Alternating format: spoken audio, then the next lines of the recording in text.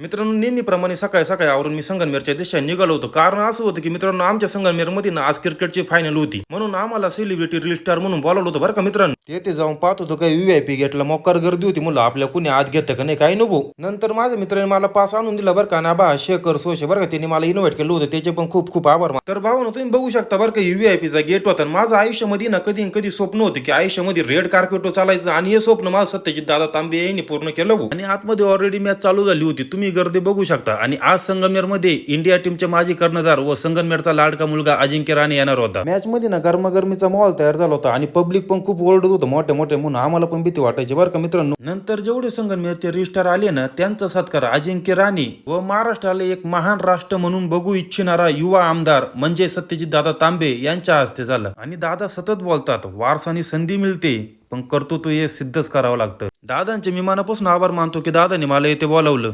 सत्कार वगैरे झाल्यानंतर मित्रांनो, आमचा जो रील स्टार मित्र आहे बरं का विशाल, त्याच्या मोबाईल मध्ये व्हिडिओ होता म्हणून आम्ही त्याच्याकडून व्हिडिओ घेत होतो बरं. भावानं हे पण संगमनेरचे खूप फेमस रील स्टार होते बरं का मुलं, त्यांना पण आपल्या ब्लॉग मध्ये घ्यावं म्हणजे आपले फॉलोअर्स वाढतील बरं का. मॅच संपल्यानंतर ना आय लव्ह संगमनेर हे ॲप आहे ना लॉन्च करण्यात आले. राज्य शासनाच्या व केंद्र शासनाच्या काही योजना असेल ना मित्रांनो, ते लोकांपर्यंत व संगमनेरच्या जनतेपर्यंत पोहोचवायचे काम आय लव्ह संगमनेर हे ॲप करते.